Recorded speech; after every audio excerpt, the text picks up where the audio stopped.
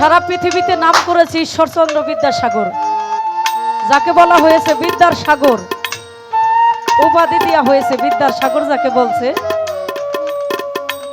তাই বিদ্যার ঈশ্বরচন্দ্র বিদ্যাসাগর যখন বিবাহ করার জন্য যায় বাবা, বিবাহ করিয়া যখন বাড়িতে আনছে, বাড়িতে আইনা যখন বাসর ঘরে ঢুকছে, ওই ঈশ্বরচন্দ্র বিদ্যাসাগর তিনি তার স্ত্রীকে জিজ্ঞাসা করে তুমি কেমন আছো? তার স্ত্রী বলেছিল আমি ভালো আছি। আর একটা প্রশ্ন করেছিল যে তোমার কাছে একটা প্রশ্ন করেছি, আমি আর একটা প্রশ্ন করি ছোট, তার একটা প্রশ্ন করি, কি প্রশ্ন বলো? তো বলেছিল তোমার নাম কি? ঈশ্বরচন্দ্র বিদ্যাসাগর বলছিল, তার স্ত্রী বলেছিল আমার নাম হইল শুল্পলকা। ঈশ্বরচন্দ্র বিদ্যাসাগরের স্ত্রী বলেছিল তুমি দুইটা প্রশ্ন করেছো আমার কাছে, তবে আমি তোমার কাছে প্রশ্ন করতে যাই না বাবা, আমি তোমার কাছে কোনো প্রশ্ন করতে চাই না, আমি শুধু ছোট একটা কথা জানতে চাই। সে কি কথা? এই যে ভক্তিবিদ্যাটা, তুমি কি ভক্তিবিদ্যা জানো কিনা? যদি তুমি ভক্তিবিদ্যাটা জানো তাহলে তুমি আমাকে স্ত্রী বলে গ্রহণ করতে পারবে, আর যদি ভক্তিবিদ্যাটা তুমি না জানো তাহলে আমাকে স্ত্রী বলে গ্রহণ তুমি করবে না। যত পর্যন্ত ভক্তিবিদ্যাটা তুমি শিখতে পারবে না, যত পর্যন্ত আমাকে ভক্তিবিদ্যাটা শিখবে না, জানবে না, বুঝবে না, তত পর্যন্ত আমাকে স্ত্রী বলে স্বীকার করো না। এই ভক্তিবিদ্যাটা এটা কি করতে হয় নাকি হয়ে যাইতে হয় বাবা?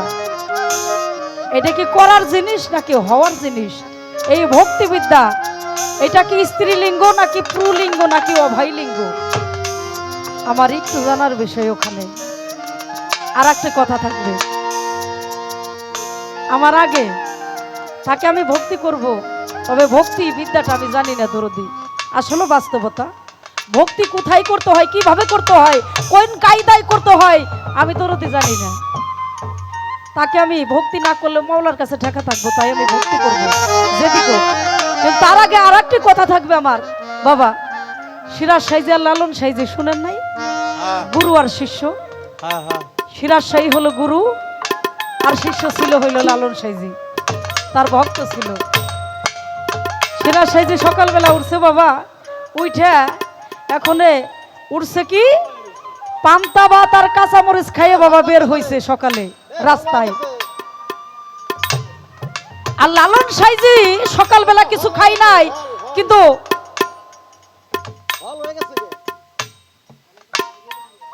হ্যালো, লালন সাইজি সকালবেলা উঠে বাবা কোনো কিছু খাই নাই, কিন্তু উঠার সাথে ওনার চোখ দিয়ে দেখে রাস্তা দিয়ে একটা দইয়ালা বেটা হাইটে যায়।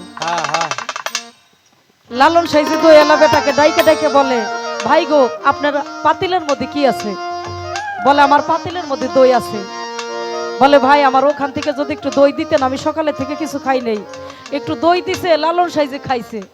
খাওয়ার পরে তো এখন ওই যে দইয়ালা ভাই জিজ্ঞাসা করে ও ভাই আপনি তো আমার দই খাইলেন, আমার টাকা দেন, আমি চলে যাব, আমার টাকাটা দেন। লালন সাইজি বলে ভাই দইয়ালা ভাই আপনার কাছ থেকে তো আমি দই খাই নেই, আপনার কাছ থেকে আমি কখন দই খাইলাম? আপনার কাছে যে কত দই খাইছে সিরাজ সাই, তার কাছে গিয়ে জিজ্ঞাসা করেন যে দই টাকা দেন। এখন দইয়ালা ভাই বলতেছে সিরাজ সাইজি তো আমার কাছ থেকে দই খাই নাই, খাইছেন হলো আপনি, টাকা দিবেন হলো আপনি, আমি তার কাছে গিয়া টাকা চাইলেই তোমাকে মার দিবে। ফান্দে পড়ছে নাকি? এখনো দইয়ালা ভাই না পাইরে সিরাজ সাইজির কাছে হাত করে জোরে দাঁড়িয়ে বলতেছে বাবা একটু আগে আমার দই খাইছেন আপনি, আমার টাকাটা দেন, আমি চলে যাব। কথাটা বলার মাত্রে সিরাজ সাইজি ধমক দিয়ে বলে কখন তোমার দই খাইলাম? তোমার দই তো আমি খাই নাই, তোমার সাথে তো দেখাই হয় নাই, তোমার দই খাইলাম কখন? কথাটা বলার সাথে সাথে দইয়ালা বেটা বলতেছে একটু আগে না আপনি দই খাইছেন, এখনো বিশ্বাসই করে না যে উনি তার দই খাইছে, আসলে তো খাই নাই।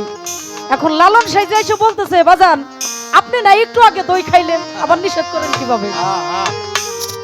এখন সিরাজ সাইজি বলতেছে তাহলে প্রমাণ হয়ে যাক যে দই কে খাইছে, আমি তো খাই নাই দই। লালন সাইজি বলে ঠিক আছে প্রমাণ হয়ে যাক। সিরাজ সাইজি বলে আগে তোমার পরীক্ষা। তা সিরাজ সাইজি লালন সাইজির গলার মধ্যে 2 আঙ্গুল ঢুকাই দিছে। যখন 2 আঙ্গুল ঢুকাই দিয়ে দিছে তখন গড় গড় করে লালন সাইজের গলা থেকে কাঁচা মরিচ আর পান্তা ভাত যা খাইছে সিরাজ সাই। এখন লালন সাইজি বলে গুরু মাফ করবেন, আপনার গলার মধ্যে আমি আঙ্গুল দেব। এখন সিরাজ সাইজের গলার মধ্যে 2 আঙ্গুল ঢুকাই দিছে, ঢুকানোর সাথে সাথে গড়গড় করে বের হয়েছে কি দই বের হয়েছে। এই দৃশ্য দেখে দই এলা বেটা নাকি টাকা থুইয়া টাকা নেওয়ার কথা তার মনেই নাই, একটা দইরে চলে গেছে। লালন সাইজে দূর থেকে ডাকে, দয়ালা ভাই আপনি না টাকা নিবেন, টাকা নেওয়ার জন্য না দাঁড়াই আছেন, আপনি টাকা নিয়ে যান। এখন দয়ালা ভাই বলতেছে আমার টাকা পয়সার কোনো দরকার নাই, যে দৃশ্য দেখছি, যে ভাবটা দেখছি, যে ভাব বিনিময় হয়েছে বাবা, ওই ভাবের মধ্যে আমার টাকা পয়সার কোনো কিছু দরকার নাই। তবে যা খাইলে আপনার কাছে শুধু আমার দয়া করে জানার বিষয়, যেটা খাইলে গুরু খাইলে ভক্তের পেটে চলে যায়, আর ভক্ত পাইলে খাইলে গুরুর পেটে যায় বাবা। আমি আর কিছু চাই নাই। এই সাধনটা কি, কোন কর্ম করলে বাবা আমি ভক্ত হইয়া আমি খাইলে আমার গুরুর পেটে যায়, আমার গুরু খাইলে ভক্তের পেটে চলে আসে, এই কর্মটা দরকার। কি কর্ম করলে দরদি আমি যা খাবো আমার গুরুর পেটে যাবে, আমার গুরু খাইলে আমার পেটে আসবে। এই সাধনটা কি, সেই কর্মটা কি? তাই আমার সেদিকে লক্ষ্য করে আমার দরদিকে একটু ভক্তি করব।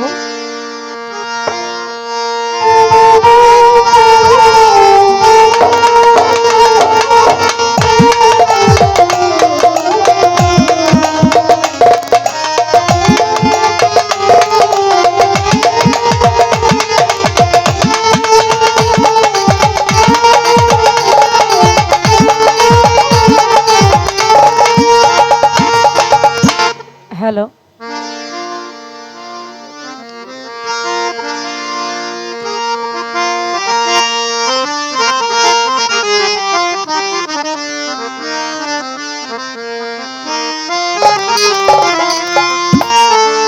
ওরে এই পৃথিবীর মধ্যে আমি নাম শুনি মক্কা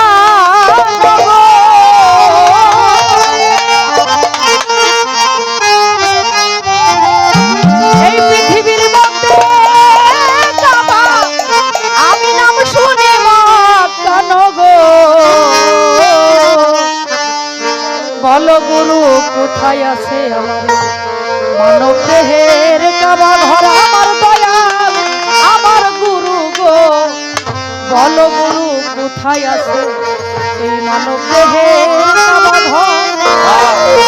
এই পৃথিবীর মধ্যে কাবা নাম শুনি মক্কা নগো, এই পৃথিবীর মধ্যে কাবা নাম শুনি মক্কা নগো, এই পৃথিবীর মধ্যে কাবা নাম শুনি মক্কা নগো, বলো গুরু কোথায় আছে মানব দেহের কাবা ঘর, আমার দয়াল আমার গুরু গো, বলো গুরু কোথায় আছে মানব দেহের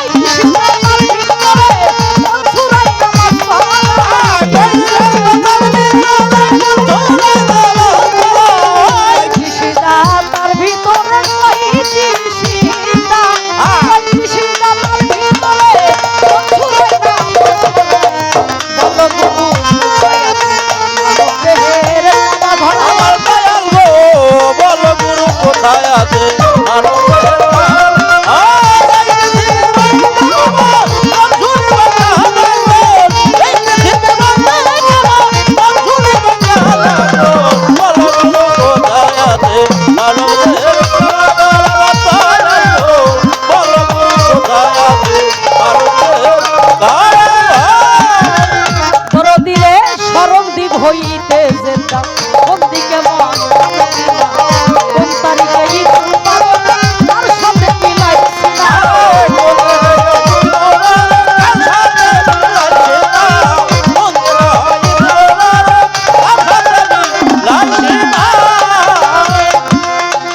গানের মধ্যে কি বলেছে এই পৃথিবীর মধ্যে কাবা আমি নাম শুনি মক্কা নগর বলো গুরু কোথায় আছে আমার এই মানব দেহের কাবা ঘর কলির মধ্যে বলেছে 365 দিনে আমি হজ করি যাই ওই মক্কাতে কোন মাসের কত তারিখে হজ করি এই দেহ কাবায় আমি পথ চিনি না জায়গার সাথে এই দেহ কাবায় হজ করিতে চুম্বন দিব আসুয়াতে আমার কোথায় আছে সেই পাথর পরের কলির মধ্যে আছে কাবার কোন দিকে তো ওযু করি কোন দিকে তো নামাজ পড়ি কোন দিকে আজানের ধ্বনি কি দিলে হয় কুরবানি কয় দরজা কাবা ঘরে ইমামতি কয়জন করে কয়টি সিজদা তার ভিতরে কোন সূরায় নামাজ পড়ায় এই গানটার মধ্যে আসলে প্রত্যেকটা কথায় কথায় কিন্তু প্রশ্ন কিন্তু এত প্রশ্ন দিবার গেলি বাবা আবার জ্ঞানের গুরু হইলে দুই কথায় জব হয়ে যায় একটা কলির মধ্যে আছে শরণ দিব হইতে জেদ্দা কোন দিকে আমার শরণ দিব হইতে জেদ্দা কোন দিকে মক্কা মদিনা কোন তারিখে ঈদ মুবারক কার সাথে মিলাইছি না এই যে গানের মধ্যে আছে শরণ দিব হইতে জেদ্দা কোন দিকে মক্কা মদিনা কোন তারিখে ঈদ মুবারক কার সাথে মিলাইছি না বাবারে বাহ্যিক জগতের মধ্যে দেখা যায় ঈদের দিন হইলে এক ভাইকে আর এক ভাইকে দেখার সাথে কুলাকুলি করে নাকি করে না এক ভাইকে দেখার সাথে এক ভাই জড়িয়ে ধরে কুলাকুলি করে এটা আমাদের বাহ্যিক জগতের মধ্যে কিন্তু এই যে বলছে যা আছে দেহ ভাণ্ডের মধ্যে বলছে কি যা আছে আমার ব্রহ্মাণ্ডে তা নিজের মানব ভাণ্ডের মধ্যে আছে যদি তাই হয় সেই জন্য বলেছে এই শরণ দিব হইতে জেদ্দা কোন দিকে মক্কা মদিনা কোন তারিখ ঈদ মুবারক কার সাথে মিলাই সিনা এই সিনাটা কি সবার সাথে মিলান যায় বাবা এটা কার সাথে বলছে এই সিনাটা মিলানের মাঝে এটা একটা লেনা দেনার বিষয় বাবা এটা একটা লেনা দেনার বিষয় না তো আমার জানার বিষয় ওখানে সিনার সাথে সিনা চাক হইলে মিলাইলে একজন আরেকজনকে কি দেয় কি লেনা দেনা হয় ওখানে আমার একটু জানার বিষয় হ্যাঁ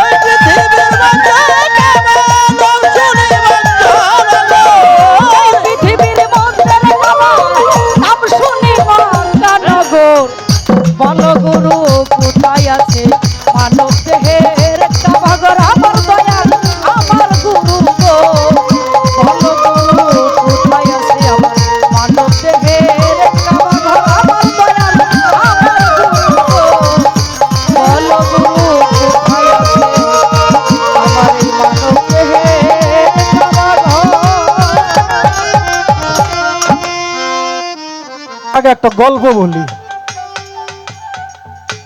গল্প হলো, এখনকার যুগে তো ইন্টারনেট, বই পুস্তক, ক্যালেন্ডার, কত কিছু বেরোইছে। কিন্তু আজ থেকে আর একটু 50 বছর আগে, 40 বছর আগে, 30 বছর আগে এত কিছু কিন্তু ছিল না। তখন মানুষ যদি কোনো তারিখ অথবা কোনো পরামর্শের প্রয়োজন হইতো, ওই এলাকার মধ্যে যে পণ্ডিত থাকতো, এই পণ্ডিত ব্যক্তি যে মানে জ্ঞানী ব্যক্তি যে, তার কাছে যে শুনে আসতো। তার আগে তো আমাদের এই দেশটা হিন্দু শাসিত দেশ ছিল, হিন্দুদের অধীনস্থ আমাদের এই দেশে থাকতে হতো। ওই পণ্ডিতে ওই মাসের তারিখ গণনা করার জন্য আগে যে মাইটা পাতিলা ছিল না, ওই মাইটা পাতিলের মধ্যে ওই যে ভাঙ্গা পাতিলের যে চারা আছে না, 1 তারিখ হইলে এটা চারা দিয়ে থইতো, 2 তারিখ হইলে 2টা চারা দিয়ে থইতো। এইরকম করে 30-31টা চারা দিত। কেউ যদি কইতো, এই পণ্ডিত মশাই আজকে কত তারিখ, কত দাঁড়াও আমি একটু দেখে আসি, ঘরের মধ্যে যাইয়া ওই চারা গুনতো, গুই না তারপর আইসা কইতো আজকে 16 তারিখ, যাওগা। এরকম করতো। ওনার এক নাতি আছে, নাতি ডেলি তো পাজি, আইসা কইতেছে, দাদু কি টাকা দাও, কি করবি, খাওয়ার টাকামু। ভাই তোরে না কিছু কোনো আগে টাকা দিলাম, তুই আবার হেঁটে চাইতে চাস, কয় টাকা দিলে দেওয়া দিলাম, ভেজাল বাজাই দিব আমি। ভাই তুই কিসের ভেজাল বাজাই দিবি, সরেন থেকে। নাতি রাগ করে চলে গেছে। ওনার যে দাদার যে মাইটে পাইলের মধ্যে মাসের তারিখ গণনা করার চারা আছে, নাতি অন্য জায়গায় থেকে আর এতগুলা চারা শোনাইছে। আজকের তারিখ কত, পণ্ডিত মশাই একটু কয়ে দেন না। কয় না খারাও, আমি ভিতর বাড়ির থেকে আসি। ভিতর বাড়ি যায় দেখ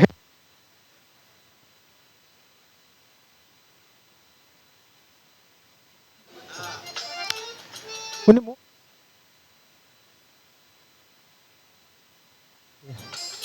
ফালাই দর, উনি একটা একটা করে গুনছে, গুই না আইসে কইতেছে আজকে তারিখ কত পণ্ডিত মশাই, আজকে হলো 42 তারিখ। এটা কোন কথা কইলেন, 31-32-এর উপরে তো কোনো তারিখ হয় না, তাহলে আজকে আমরা 42 তারিখ কন। ভাই মেয়ে চুপ করো, তাই তো 3 খেপলা ফেলাইছি, তাইলে তো আরো কত তারিখ হয়ে যেত, খেয়াল রাখো। যে পরিমাণের প্রশ্ন করছে, 3 খাবলা ভালাই দেওয়ার পরও 42টা। এই প্রশ্নের যদি আমি জবাব দিতে যাই, 3 মিনিট করেও যদি আমি সময় নেই, তাতে আমার 1 ঘন্টা লাগবে প্রশ্নের জবাব দিতে। তারপর আমি 2টা গান গাবো, তাতেও তো আধা ঘন্টা সময় দেওয়া লাগবে।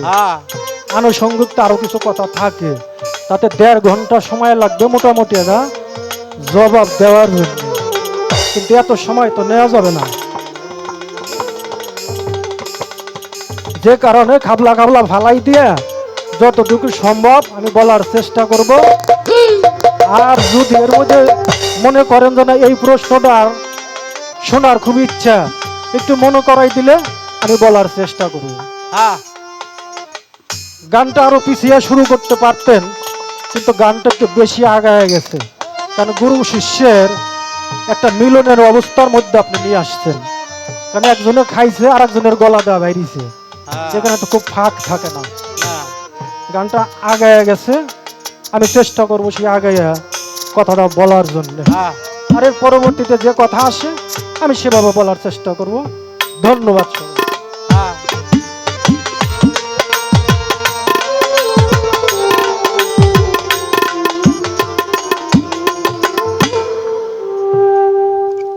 আরে কত রঙ বিরঙ্গে নানান রঙে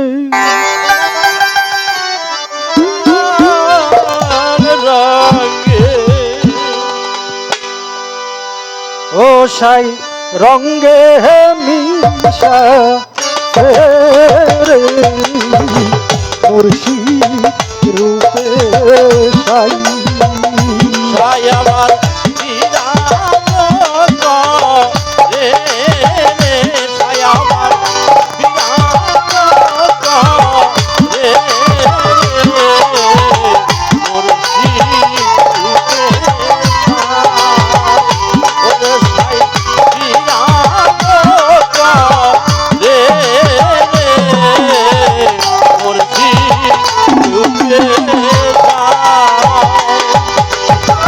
ছোটরা দায়িত্ব হবে আমি গান রাখবেন এর মাঝে মাঝে কথা বলবো কারণ দুইটা এক সমানে যাবে তাতে সময়টা একটু কম লাগবে ভক্তি আগে ভক্তির দফাটা সাইরে নেই তারপরে বাকি প্রশ্নের মধ্যে যাই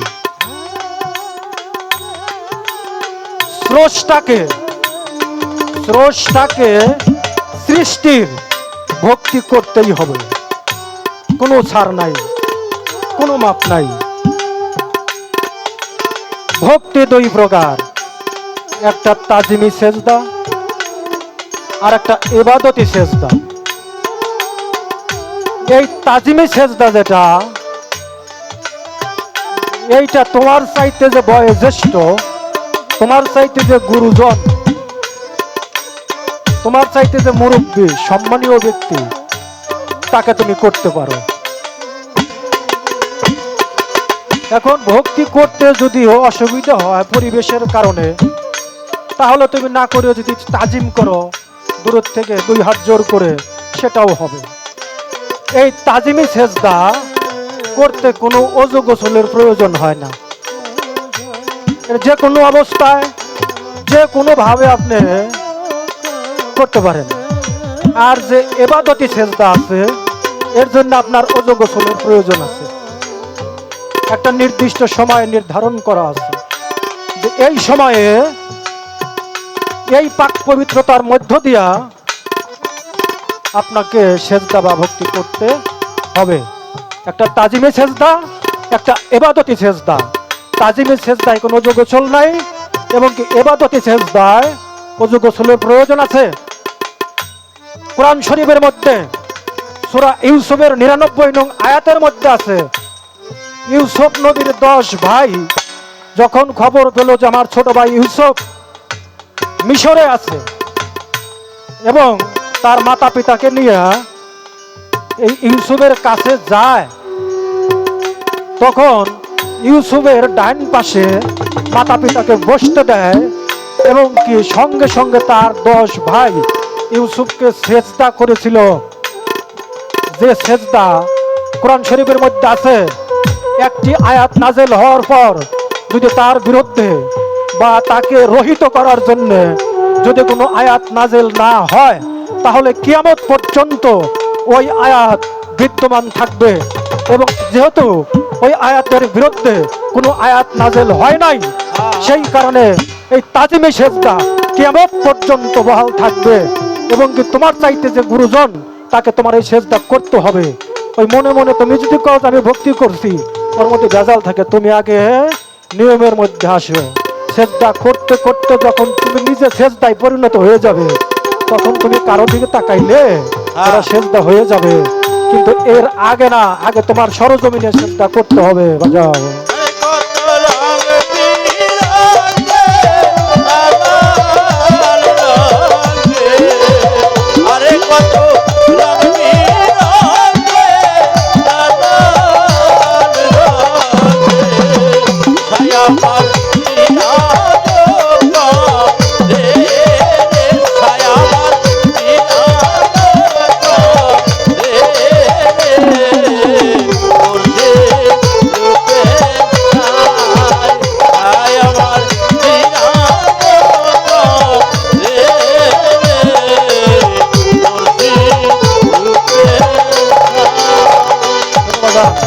প্রশ্ন তো অনেকগুলা মানব দেহের কাবা কোথায় আচ্ছা আপনি গানের মধ্যে বলছেন এই পৃথিবীর মধ্যে কাবা এই পৃথিবীর মধ্যে কাবা নাম শুনি মক্কা নগর এখন আপনি যদি বলেন যে এই পৃথিবীর মধ্যে কাবা, তাহলে এক প্রকারের জবাব আপনি দিয়েই দিচ্ছেন। একজন কামেল মুর্শিদ, তার আগে বলি, এই কাবায় যারা হজ করতে যায়, যারা নামাজ পড়ে, সবাই কেবলামুখী। কেবলা শব্দের অর্থ হলো দিকে দিকে। আমাদের এখান থেকে কাবা পশ্চিমে, আমরা পশ্চিম দিক থেকে করি। যারা কাবার পশ্চিমে তারা পূর্ব দিকে করে, যারা উত্তরে তারা দক্ষিণে, যারা দক্ষিণে তারা উত্তরে। উদ্দেশ্য একটাই, কাবাকে কেবলা করে আমাদের সেজদা করতে হবে, সেটা যে যেখানেই থাকেন। একজন সাধারণত এই যে আমরা হাটে বাজারে যাই, এই যে বৈশাখী মেলা হয় বা বিভিন্ন মেলা হয়, এই মেলার মধ্যে দেখবেন এক ধরনের এই চিনি আছে না, হ্যাঁ চিনি দিয়া ঘোড়া বানায়, হ্যাঁ হ্যাঁ চিনি দিয়া নৌকা বানায়, পুতুল বানায়। হ্যাঁ ওইগুলো আমরা কিনে নিয়ে আসি। আইসি একটা ঘোড়া কিনলাম, এই ঘোড়ার যদি পায়ের মধ্যে কামড় দেই, মিষ্টি লাগবে না? মিষ্টি লাগবে। হ্যাঁ আইসি যদি ঘোড়ার পাছায় কামড় দেই, মিষ্টি লাগবে। তাও মিষ্টি লাগবে। তার কারণ হলো ওটা বানাইছেই মিষ্টি দিয়ে। হ্যাঁ আপনি যেখানেই কামড় দেন, একজন পীর মাশাকের আপনি যেখানেই সেজদা দেন, ওইটাই আপনার মিষ্টি লাগবে। কারণ পা হতে মাথা পর্যন্ত একজন কামেল মানুষের কামেল হইবার কোনো কিছু বাকি থাকে না। হ্যাঁ হ্যাঁ যে কারণে তুমি তাকে যেখানেই সেজদা দাও, যে অবস্থায় তুমি রাখো, একেবারে চিনির মতো মিষ্টি লাগবে। বাবা। আর এই মুর্শিদে পাশে দাও আগে দাও, এর কোনো বিধি বিধান নাই। তোমার মন যেখানে চাবে তুমি সেখানেই সেজদা করবে। আরে কত রঙে বিরাজে লাল রঙে, আরে কত রঙে বিরাজে লাল রঙে, দয়াবান রঙে মিশা লাগে, মুর্শিদ রূপে সাই, দয়াবান মিয়ানো করে,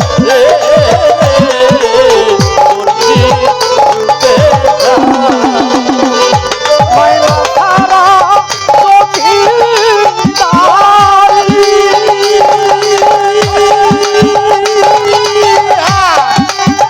আর ফিরে ঘুরে ভক্তের বাড়ি বাড়ি।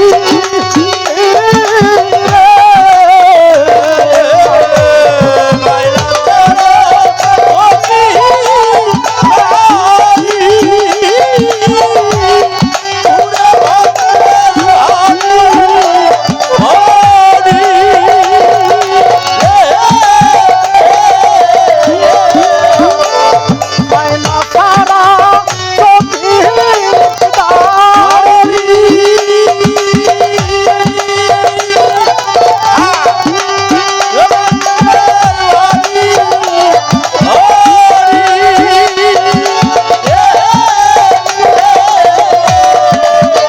আর সে যে চায় না ভক্তের টাকা করি।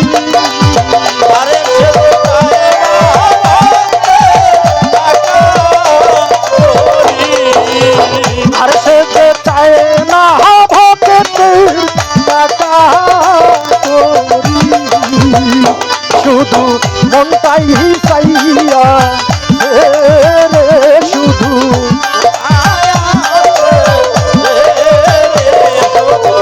মনটাই চাইয়া রে।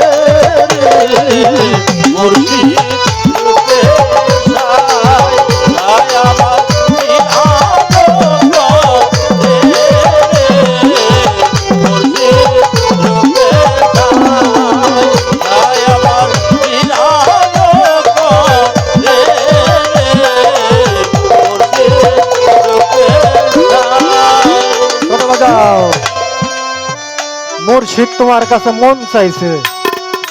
18 সিজে মানব দেহ গঠন, মায়ের স্যার বাবার স্যার আল্লাহর দেওয়া 10, সবলের নাম বলতে গেলে সময় লাগবে। হাড় রক মণিমগজ গোস্ত পোস্ত 18টা আছে। তাহলে তোমার কি? আমার এই মানব দেহ 18 সিজ দ্বারা গঠন, তাহলে আমার কি? তোমার আছে শুধু মন। এই দেহ দিবা, অন্যের সম্পত্তি ধার করে নিয়ে তোমাকে দেওয়া হবে, কিন্তু তোমার মনকে তুমি যদি মুসলমান বানাইতে পারো তোমার আর কিচ্ছু লাগবে না। তোমার এই মনটাকে হেদায়েত করার জন্য মুর্শিদ শুধু এই মনটাই চাইছে। তুমি যদি পূর্ণাঙ্গ এই মনটা তোমার মুর্শিদের চরণে অর্পণ করতে পারো, তাহলে তোমার মধ্যে আর এই মুর্শিদের মধ্যে কোনো তফাৎ থাকবে না।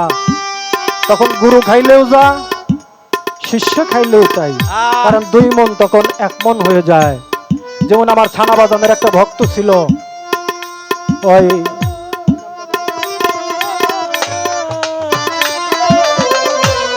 সনাতন দা, আমি তার সম্পর্কে জানি, আমার এলাকার পাশে।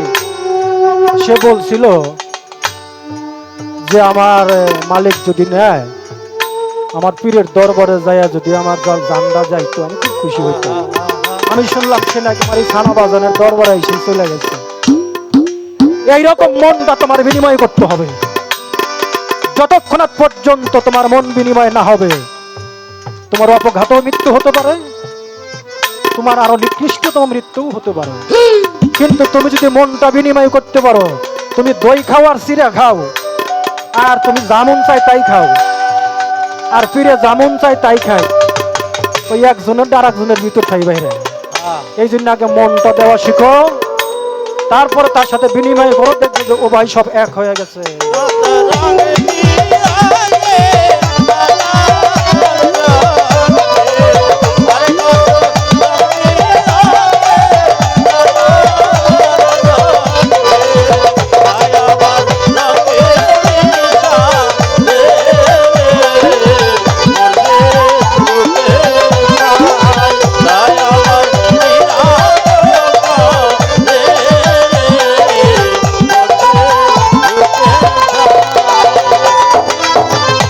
যাও, কত তারিখে হজ হয়? এমনি তো হজের একটা ডেট আছে, কুরবানির ঈদ, ঈদুল আজহার চাঁদে হজ হয়। কিন্তু হজ অর্থ কাবায় হাজির, দুইকে একত্রিত করা। তোমার এই মুর্শিদকে যেদিন, তোমার মুর্শিদকে যেদিন তোমার সরাসরি সম্মুখে হাজির করা শিখবে, যখন খুশি ডাকবে তখন তোমার মুর্শিদ তোমার সামনে আসবে। এই ক্ষমতা যেদিন তোমার হবে সেই দিন তোমার হজ হবে, এর আগে দেহ কাবায় হজ হবে না। তোমার মুর্শিদ যেদিন তোমার সামনে আসবে আর যাবে না। এখন তো এই আসে এই যায়, এই কই গেল 6 মাসে খবর পাই না, 1 বছরে খবর পাই না। যেদিন পার্মানেন্ট ভাবে তোমার মুর্শিদ তোমার সামনে থাকবে আর যাবে না, এই ক্ষমতার অধিকারী যেদিন তুমি হবে সেই দিন তোমার হজ হবে। এর আগে হজ কইরে 20 খেয়ে মরে গেলেও 2 টাকার হজ হবে না। পরিষ্কার হিসাব বাজার।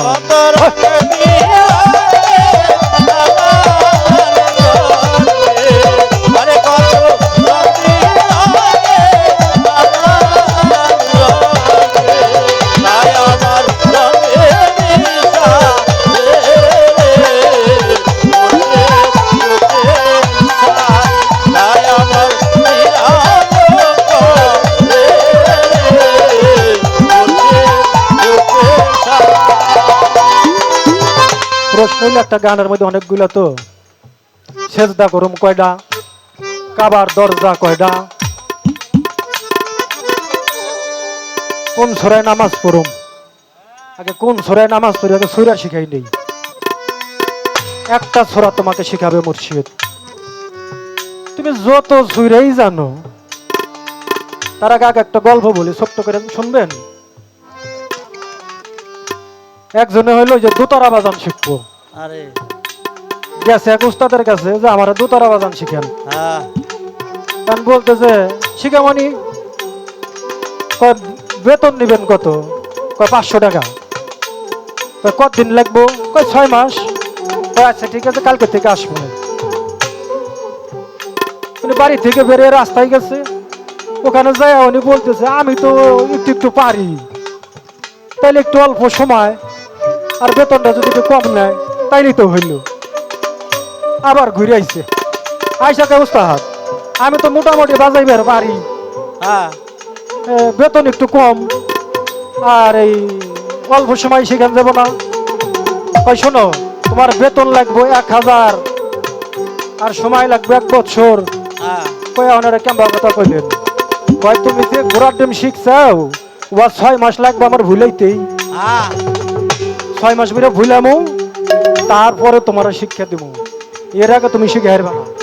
মন চাইলে শিখো, নাহলে যাও কে। এই জন্য পীরের বাড়িতে গেলে আগে যাই কিছু জানো, পীরে ওইটা তোমার ভুলে ফেলাই দিব। হ্যাঁ ভোলানের পরে তোমাকে একটা সূরা শিক্ষা দিবে, যেটার নাম হচ্ছে এসমে আজম। এসমে শব্দের অর্থ নাম, আজম শব্দের অর্থ মহান। আল্লাহর এই মহান নাম তোমাকে শিক্ষা দিবে। সেই মহান নামটাই হচ্ছে তোমার সার্বজনীন সূরা। এই একটাই সূরা।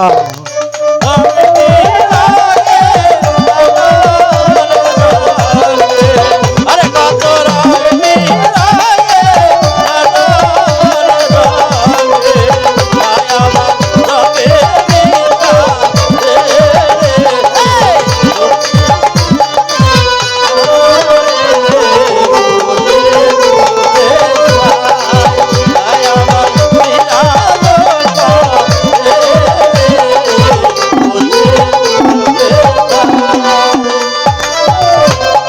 আল্লাহ পাইবার আশা করে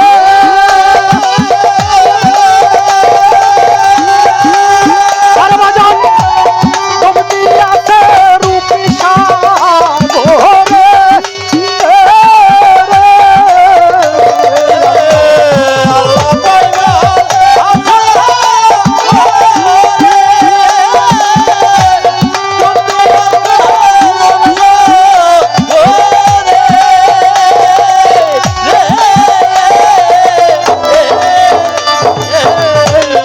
আল্লাহ পাইবার আশা করে ভক্তি আছে রূপ সাগরে। দেখো আল্লাহ মুর্শিদ হয়ে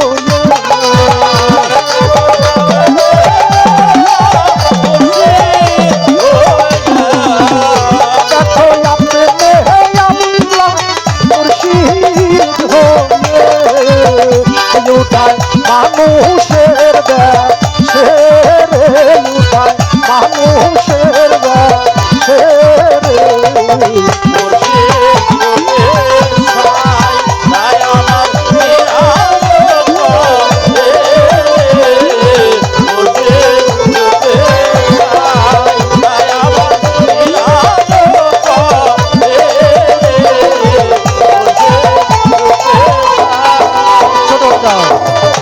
প্রশ্নের দফা একবারে শেষ দিন। এখন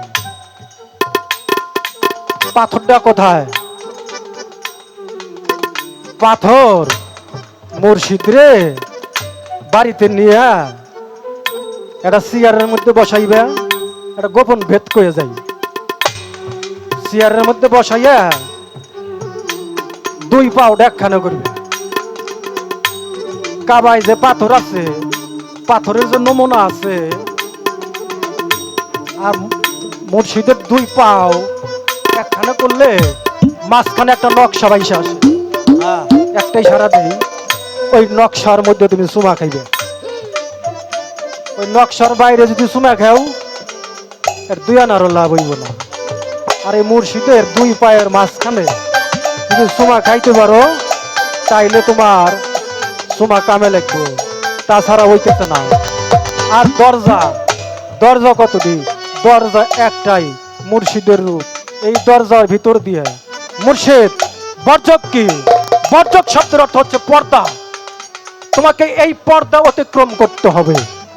এই জন্যই তোমার এই মুর্শিদের রূপটাই হচ্ছে তোমার দরজা। এত পদের দরজা নাই, দরজা একটাই। যাও।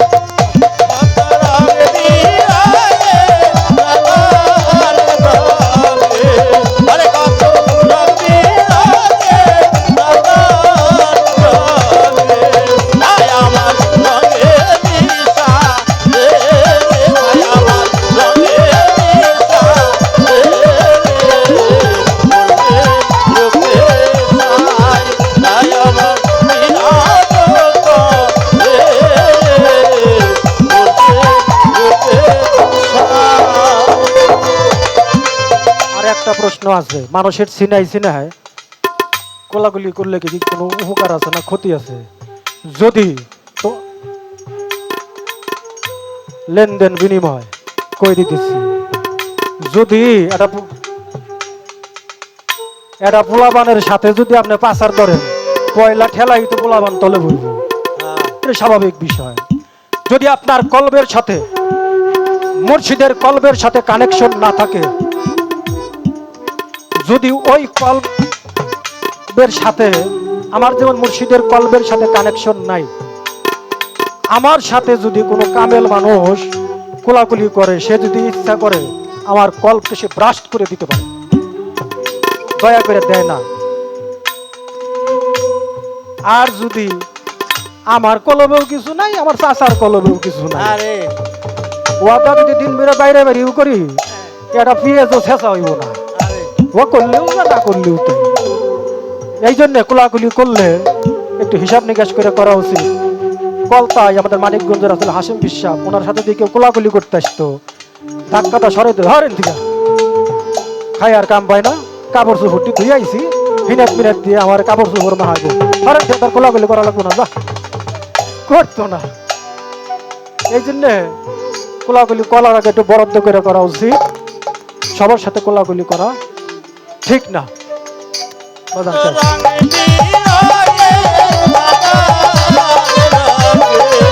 আরে কত মুর্শিদের